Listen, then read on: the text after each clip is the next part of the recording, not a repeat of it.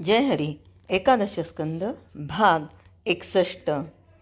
आपण आत्तापर्यंत ऐकले ते म्हणजे साधकाने कोणकोणत्या सद्गुणांची जोपासना करावी याबद्दल नाथ महाराजांनी आपल्याला सविस्तर माहिती दिली.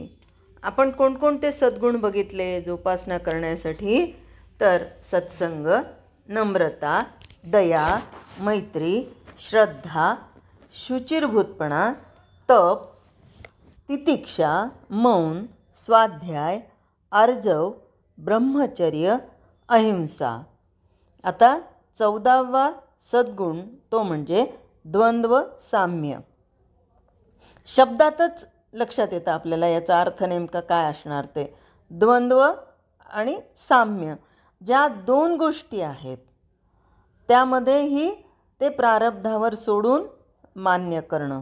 म्हणजे कसं, सुख आणि दुःख हे दोन्ही आलेले, हे दोन्ही प्रारब्धाधीन आहेत. प्रारब्ध सर्वस्वी देहाच्या माथी असतं. प्रारब्धानुसार देह सुख दुःख भोगत असतात आणि मूर्ख त्यात हर्ष विषाद मानतो.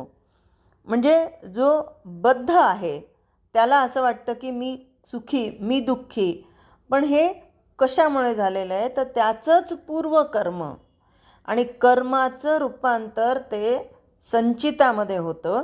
त्या संचितातला काही भाग हा त्या जन्मातल्या प्रारब्धामध्ये निर्माण होतो आणि जर चांगलं कृत्य केलेलं असेल तर त्याचं सुख प्राप्त होतं आणि दुष्कृत्य केलेलं असेल तर दुःख भोगावं लागतं.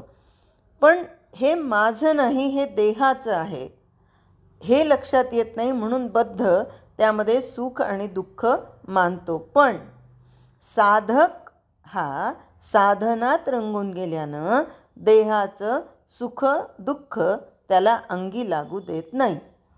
तो कसा असतो?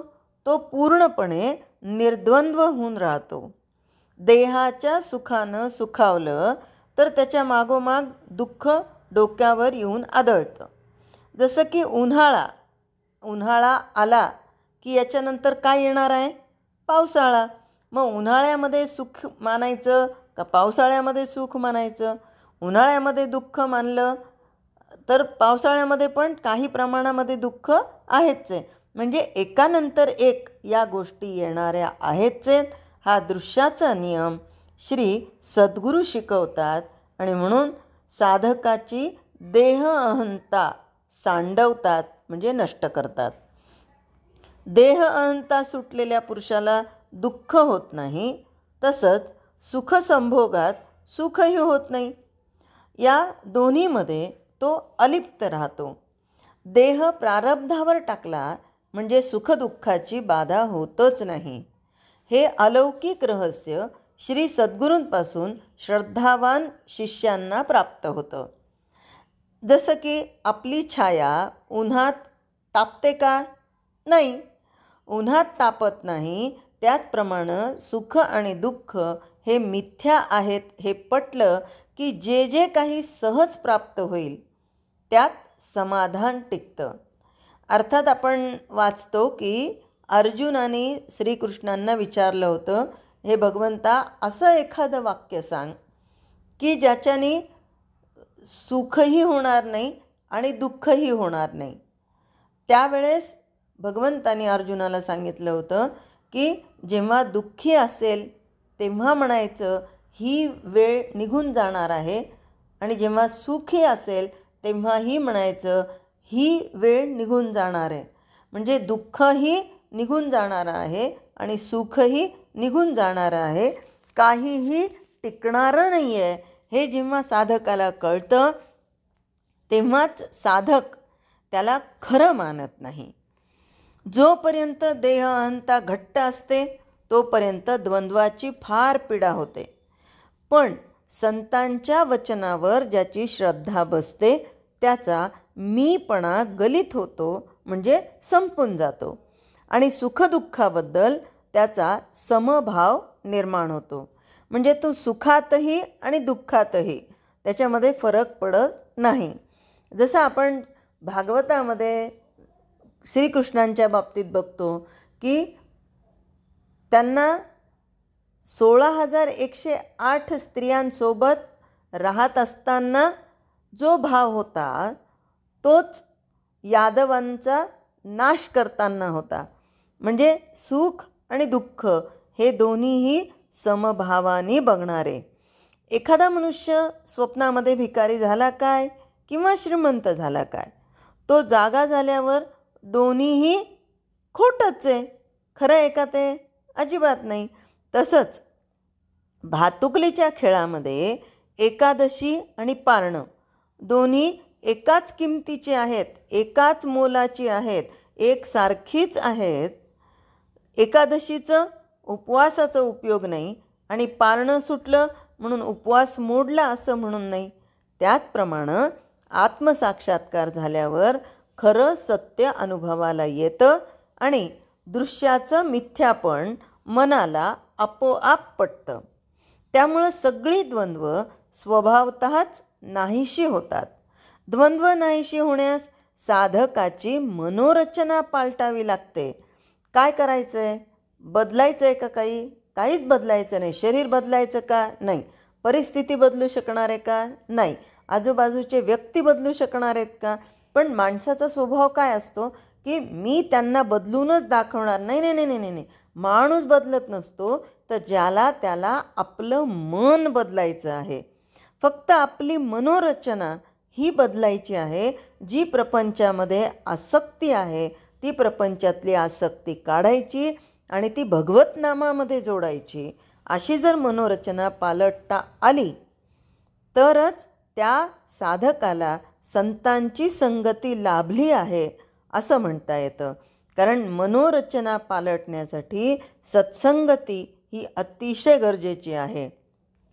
सत्संगतीने नेमकं काय काय होतं तर षड्रिपू निघून जातात, आसक्ती निघून जाते आणि खऱ्या अर्थाने सुख काय आहे, कोण खरा आहे, तर फक्त आणि फक्त सच्चित आनंद हे खरं आहे हे लक्षात येतं. आणि मग त्या सुखाला परिभाषाच नाही, त्या आनंदाला परिभाषाच नाही. मग तो आनंद हा क्षणिक नसतो, तर तो परमानंद असतो आणि उच्च कोटीचा आनंद असतो. तो कधीही नाश पावणारा नसतो, अविनाशी असतो. म्हणून काही जणांना विषयानंद आवडतो, काही जणांना ब्रह्मानंद आवडतो. विषयानंद हा कसा आहे? क्षणिक सुख आहे. आता समजा एखाद्याला गुलाबजाम आवडले, गुलाबजाम खायला मिळाले, आनंद झाला. किती गुलाबजाम आनंदाने खाल्ले? 5, जास्तीत जास्त 5. आणि आणखीन गुलाबजाम त्याला वाढत गेलं, 25 गुलाबजाम आवडीने खाल्ले. तो विषय शेवटी दुःखाला कारणीभूत होतो. कारण पहिला गेलेला गुलाबजाम 25व्या गुलाबजामनंतर बाहेर येतो. म्हणून विषयामध्ये सुख नाही, खरं सुख हे परमानंदामध्ये आहे आणि हे प्राप्त होतं ते संतांच्या संगतीने.